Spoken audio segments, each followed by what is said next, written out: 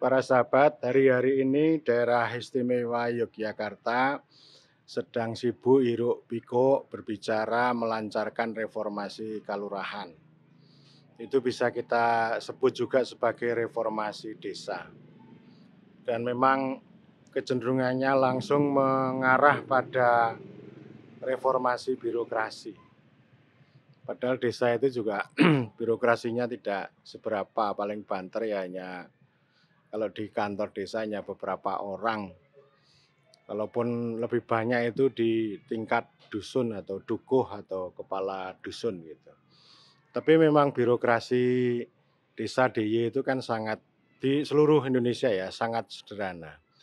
Sehingga kita penting untuk melihat supaya kita bicara reformasi birokrasi itu pertama harus disesuaikan dulu dengan reformasi desa. Jadi artinya reformasi birokrasi itu harus menyesuaikan reformasi desa. Nah, reformasi desa itu ya tentu ini terkait dengan konsep hidup yang disampaikan oleh Gubernur DIY. Ada hidup, ada kehidupan, dan ada penghidupan. Hidup itu konsep biologis, lalu kehidupan itu konsep sosiologis, konsep politis juga, artinya ini pergaulan hidup bersama, serawung. Kemudian kalau penghidupan itu konsep ekonomi. Ini panguripan untuk terkait dengan menurut saya terkait dengan ekologi dan ekonomi. Sehingga ini penting untuk dikatakan bahwa hidup desa itu ya itulah otonomi. Beberapa orang selalu mengatakan bahwa yang paling penting kalau kita bicara tentang desa itu ya otonomi. Percuma kalau kita memberi uang yang banyak tapi tanpa otonomi. Meskipun otonomi tanpa uang juga tidak tidak menjadi sesuatu yang menarik gitu ya. Itu otonomi yang pertama, kemudian yang kedua kehidupan itu sama dengan demokrasi.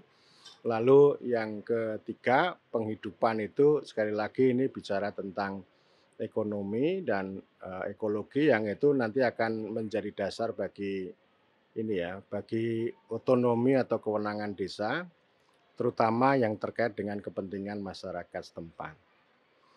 Jadi ini dikelirkan dulu, artinya otonomi, demokrasi, penghidupan, termasuk juga kewenangan itu ditegakkan dulu, baru kemudian yang kedua kita bicara tentang reformasi birokrasi.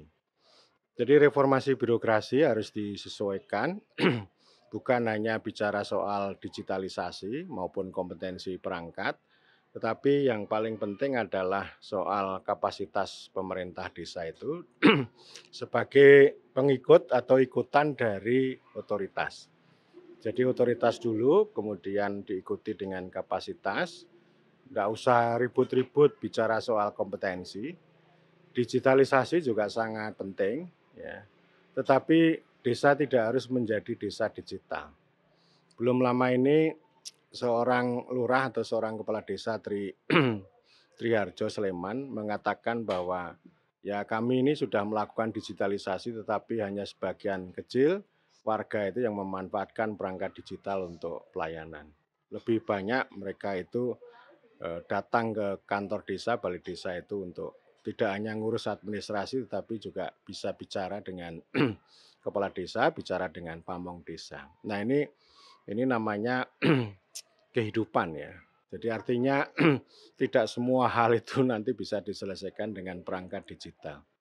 Lalu Profesor Edi Suwandi Hamid mengatakan bahwa ya kita itu tidak hanya smart dalam pengertian otak ya, dan namanya smart itu bisa digantikan dengan sekarang kecerdasan buatan atau artificial intelligence yang itu diwujudkan dengan perangkat digital itu. Tetapi soal rasa dan hati itu hilang.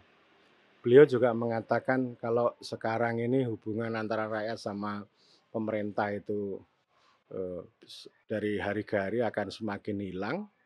Jadi artinya kalau desa itu sudah mengalami digitalisasi sepenuhnya lalu itu akan menghilangkan relasi keseharian antara warga, antara masyarakat dengan pemerintah itu. Dan tentu ini akan mengeroposkan demokrasi juga.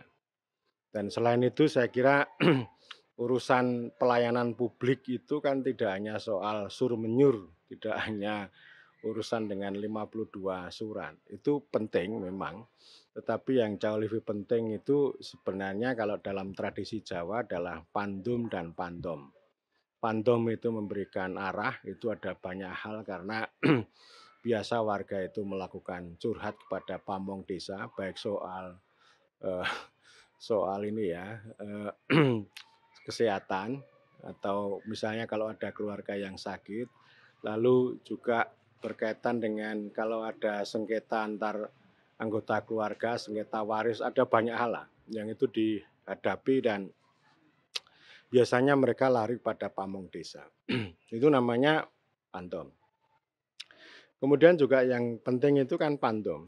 Pandom itu ya membagi sumber daya kepada orang banyak, entah itu membagi air, membagi uang dan sebagainya. Dan itu yang paling penting. Itu artinya jangan sampai itu diganggu atau didistorsi dengan reformasi birokrasi yang modern, yang penuh dengan kompetensi digitalisasi, tetapi justru sibuk dengan dirinya sendiri. Nah, oleh karena itu saya kan mengatakan bahwa Anda nggak usah ngomong reformasi birokrasi, tetapi nanti hanya menciptakan kesibukan di birokrasinya sendiri, tetapi tidak berdampak, tidak berguna untuk rakyat banyak. Itu artinya yang namanya reformasi birokrasi itu terpisah dari demokrasi kehidupan dan juga nanti akan terpisah juga dari penghidupan.